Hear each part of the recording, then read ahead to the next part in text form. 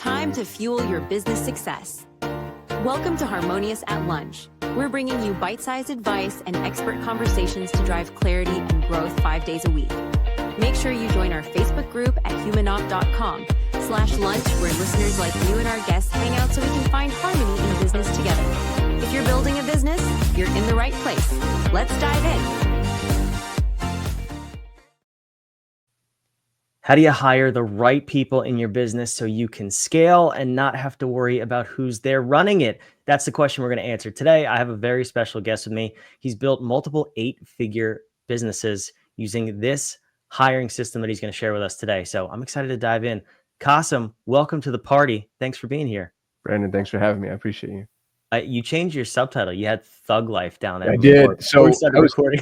I was trolling my buddy and I was on his StreamYard thing. And as you were about to hit the pre-roll, all of a sudden I looked at it and I was like, oh, golly, I should pull that back. I was so prepared to introduce you. This is a CEO of Thug Life over here, Kasim, but that's okay. CEO of Pareto Talent, at least. But this is a topic that a lot of people talk about because hiring, I mean, you've heard it, I'm sure. It's so hard to hire. Nobody wants to work. Yeah. You have a system so hard to find good help these days. Yeah, exactly. Yeah. I mean, the list goes on and on, right? But you've built multiple large businesses that obviously stem on your ability to attract and hire and retain the right talent. So you have a system to do this. Break this down. When did you in your business career realize that the people were really the key to your success? As a young man, I was petrified of competence. And I think a lot of young entrepreneurs are. I needed to be the smartest person in the room, which meant you stay in really small rooms. You know what I mean? Usually right. That's room one. And the result of that was years long pipeline of mediocre talent. You know, when you're afraid of competence, first of all, it's not a conscious decision. Like, oh, I'm gonna go out there and hire a bunch of people that are dumber than me. It's a thing that manifests naturally from insecurity and not acknowledging those demons. And so you end up hiring manageable people. And the problem with manageable people is they need to be managed. And I had a really extraordinary experience with a client. I had a client who was the hardest client I've ever had in my entire life because of his son. The father owned the business. The son ran things on a day-to-day basis. His name was John Moran. John was a nightmare. I remember one particular instance where I owed them something. I forget what. I was building software for them, and I wasn't building it. I was offshoring it, just outsourcing the development. I don't know how to build software. And I owed them something by Friday. My vendor didn't deliver to me, so I couldn't deliver to them. And I thought, man, if I can just get to the weekend, like Monday will roll around, everything will be fine. And so I didn't follow up with them as I promised I would. And Friday, 9 a.m. email from John Moran saying, hey man, you just wanted to make sure you're still going to, follow up with that thing that you promised. I don't respond. An hour later, I get a phone call, don't respond. 30 minutes later, I get a text message, don't respond. 30 minutes later, he hits me up on Facebook, don't respond. And I'm like, I'm hiding from you, dude. Like take a hint. I'm going to get to you on Monday. Isn't that obvious? Yeah. I don't have anything to give you. And I'm sitting in my office and all of a sudden I hear a knock at my door. No. And I peek around. It's a glass. It's, one of those plate glass window door, whatever. And there he is, just cheerful as can be.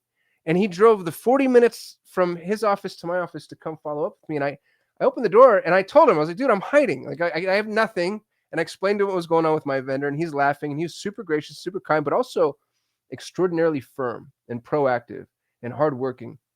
And I was so taken by him. He was just this, people throw the word genius around. Dude, the guy was a genius. He could figure anything out, and he was hardworking. And those two things don't always kiss. You know what I mean? It's usually like the genius is lazy or the hardworking person takes longer. John had them both. And his business ended up collapsing. The business his father owned was taken down by a bad investor. Investor tried to steal the IP. They had funding. The whole thing, it ended up crashing. It was really sad because it was a very promising endeavor. And he went and got a job, soul-sucking corporate sale type job, but minting money. So, because he was a hardworking guy and he could do that, but he went and got this job minting money. And I knew, I was like, I want to work with that guy. I want my business, everything in my business was hard. I, just didn't, I wanted to be with and around him. And so I started stalking. I was like, hey, bro, you should come work with me. And then he would say, well, you can't afford me. And I would say, that's true.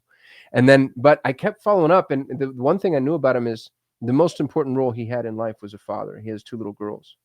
And he was working Sunday to Sunday, 7 days a week, because he had a lifestyle to maintain and a certain amount of money that they were making. And I finally wore him down. And he's like, all right, what's the most you can pay me? And I gave him the number, which was all I was taking home at the time. I zeroed myself out, and it was half what he was making, literally 50%. And he goes, dude, I can't live off of that for more than like 60 or 90 days. And I said, well, that's pretty good, because I can't pay you for more than 60 or 90 days before this. So we gave each other about 3 months to make it work and find out how we were going to build an influx in cash. And Brandon, the change in my life was instant and meteoric. And I built the #1 ranked Google Ads agency in the world. That's my claim to fame. I didn't do that. John did. He started as an employee. I was paying him directly, and then he ended up being so valuable, I gave him equity. He owned 10% of Solution Date when we sold it. And it was the eye-opening moment for me that top talent is everything. It's everything. And you don't get a little more. When you get a peak performer, you don't get 10% more, 20% more, 50% more. You get 3 times, 5 times, 10 times. That's the Pareto principle. That's why we named our company Pareto Talent. It's named after an Italian mathematician who identified the fact that a minority of your inputs are responsible for the majority of your outputs in every organic ecosystem. And employees are, I think that's especially true.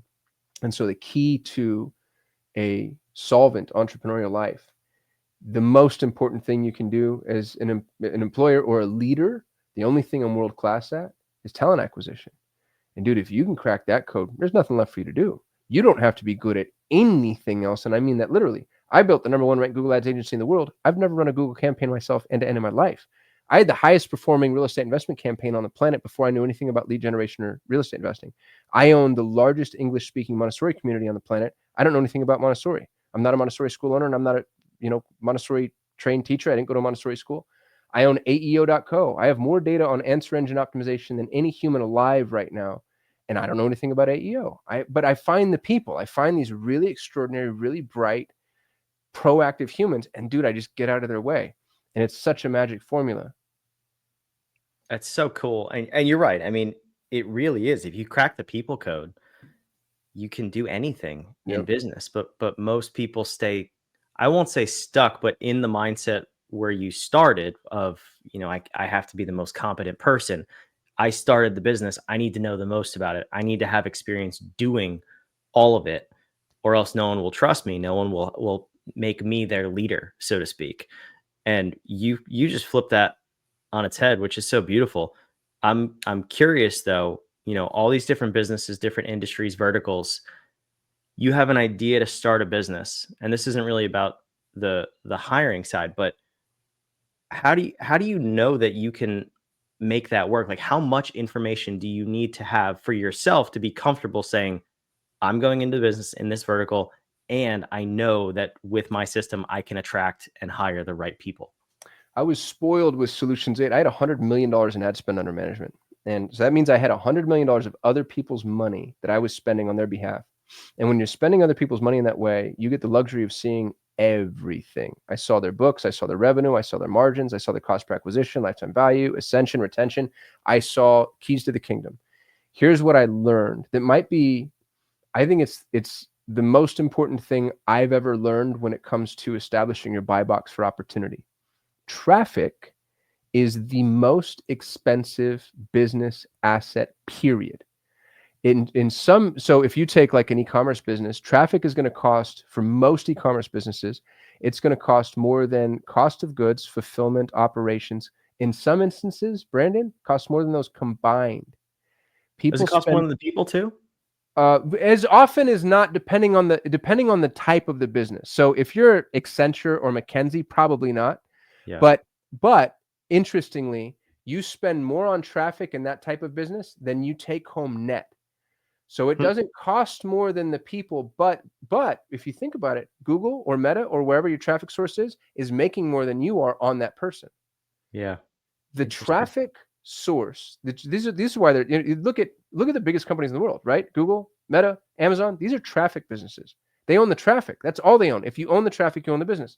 So to answer your question directly, When I'm looking at new opportunities, my one key performance indicator, the one thing, the one box I have to check, do I know where the traffic's coming from?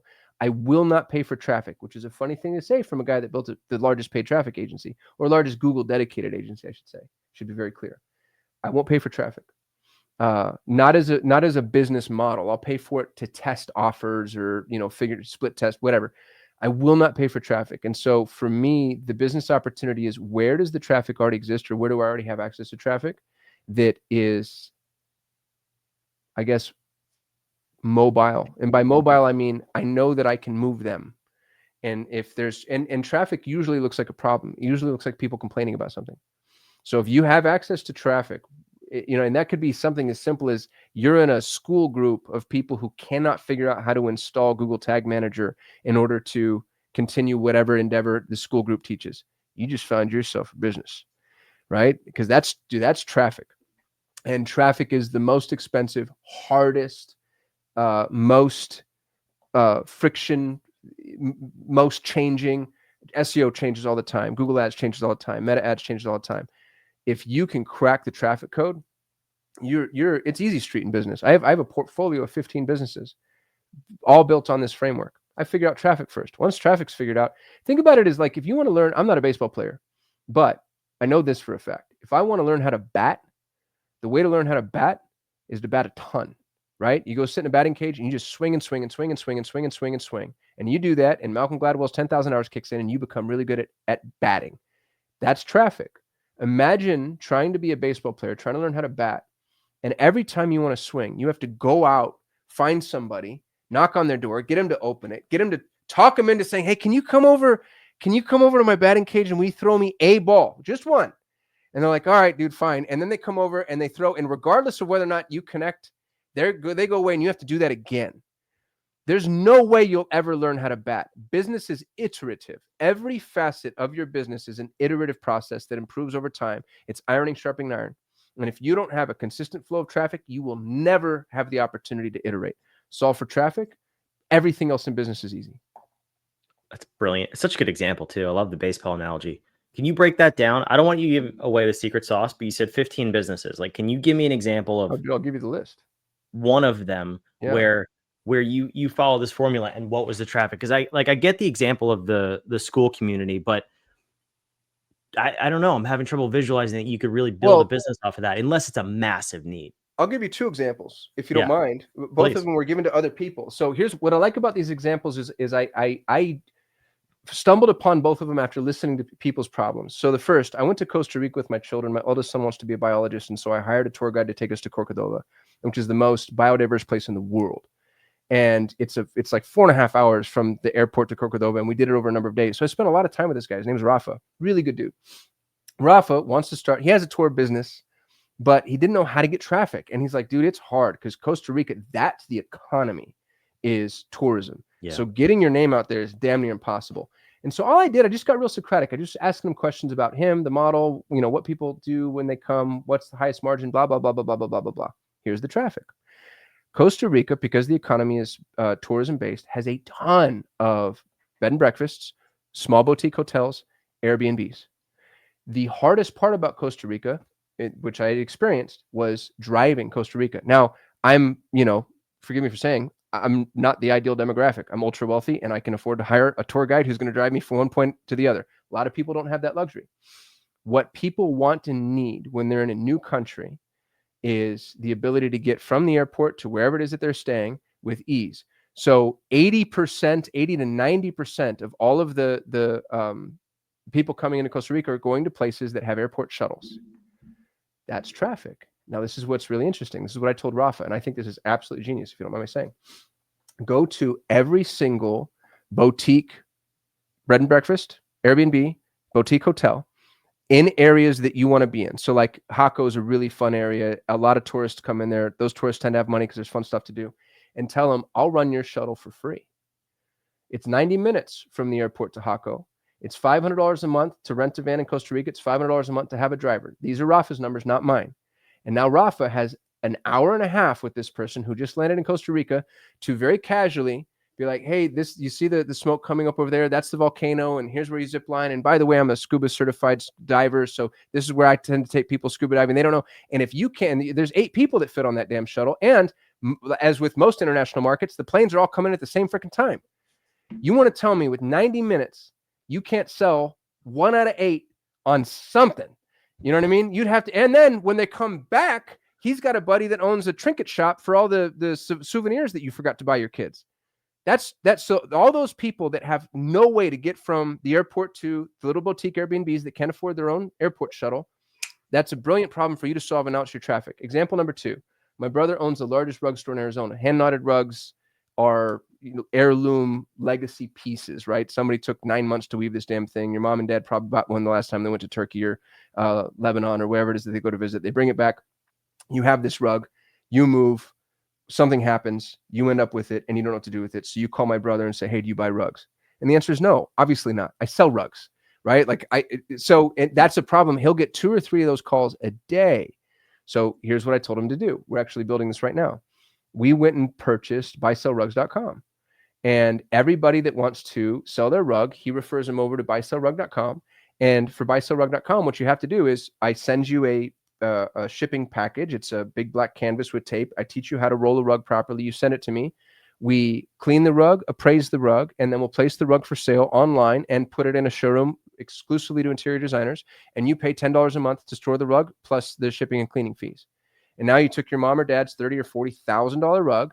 You probably pay me $500-600 plus $120 a year to store something that is 6 inches thick, which means I can store a few thousand of them. And imagine getting $10 a month for every single one of these rugs coming in. That's traffic. Every problem you see online that proliferates is traffic. And all of those can manifest themselves in a business. And that's especially true if you have unique access to that traffic. So I built the Google Ads agency. I was the top 25 PPC experts in the world. I was number 2. So I have a lot of people that follow me from the Google Ads world. So when I saw the AEO opportunity, I launched AEO.co. I don't know anything about AEO, but I hired 5 full-time employees that do nothing but study how LLM source their citations. And I make that data available. And I have school.com/AEO. And now I own the AEO community. So wherever it is you have available, uniquely available to you, that I think is the thing to focus on from a traffic perspective. That was a huge departure, dude. I'm so sorry. I hope that's okay. No, this is fantastic. Yeah, I don't believe we're going to answer that question I asked in the beginning of the episode, but that's okay because this is. What was the question in the beginning? I forgot already. You think I know? Come on. As soon as the words leave my mouth, they're gone. I'm hoping the listener remembered or did it in this case. But I know we delivered value, so that's all I really care about on this show. But the analogy pops in my head with those 3 examples of you're not trying to build a new river or redirect the river necessarily. No, you're just trying to put your bucket in one. Yes. And that's the problem, man. Everybody who's like, oh, I built a new widget. I created a new thing. I have a new idea. I'm like, great. You're an inventor. You're not an entrepreneur, which by the way is better, right? Inventors are better. They're better people. They change the world. They're all going to heaven. God bless inventors. They're better. They're not going to make the money though, because pioneers get slaughtered. Settlers prosper. If you want to be an entrepreneur, go to where the traffic is. The best place to put a hot dog stand, where there are hungry people. I don't care if you have the better hot dog. I was just in Como, Italy. And the funny thing about Como is you have these tourist traps that everybody goes to because there's like this big, beautiful church that's 2 trillion years old, and you have to go to the church. And all of the restaurants and coffee shops and gelato shops outside the church have horrible reviews. Horrible reviews. They stay in business. Why? Because you're right. Because a billion people go there. They don't need to be good. They don't need to be good service, good product, good anything because they found the traffic. And you're like, well, that's terrible, Kasim. Is it? Go find traffic and you don't have to be good at everything. Now, imagine if you find traffic and you're good. What happens then? Then you have your Apple, right? Like you get to be your John Moran. You get to be the apex. Yeah, it's really interesting. It's a totally new way to look at business and client acquisition. I'm glad this is where we talked about hiring is crucial. Your people are crucial. That can't be overstated. But I'm glad we took this little detour, so to speak. But you have a resource for the audience. You have a book on your process that I think is insanely valuable. So tell them about that, and then we'll let you go and get out of here. Yeah, this is my life's work. I've built a 20-year framework for finding and managing top talent. You can have it for free. It's the book. It's the checklist, the templates. literally everything. There's no ascension and there's no upsell. So when people visit the link, I want to drop their guard and let them know there's nowhere to go from here. What I want to do is make my name synonymous with the word hire. If somebody says, I want to hire, I want somebody to say, oh, you got to read Kasim's book. And by the way, here it is for free. You can go to thehirebook.com. The book is absolutely free. I'd love to know what people think about it. And it's not just the book. It's everything that you would need. You're 3 weeks away from the best hire you've ever made in your entire life. Just follow my process. It's not easy, but it's accessible. You know what I mean? It's not that it's difficult. It's just tedious. But once you've built it, you have a funnel that will work forever. And I've built every single business that I've ever created that's been successful. I've built using this framework. It's fascinating. I'm definitely gonna go check that out. Thehirebook.com. It's on the screen if you're watching. It's in the show notes down below. Kasim, I can't thank you enough for being here. This episode was amazing. Thanks for having me, Brandon. Appreciate you, brother. For those of you watching, listening, you know where to find it. It's down below. Check it out. Make sure you subscribe. We want to see you back on tomorrow's episode of Harmonious at Lunch. Another episode of Harmonious at Lunch in the books. I hope this episode made you think and you grabbed some actionable ideas to propel your business. Don't forget to like, comment your takeaways, and subscribe wherever you're listening so we can help more entrepreneurs just like you achieve harmony in their life and business.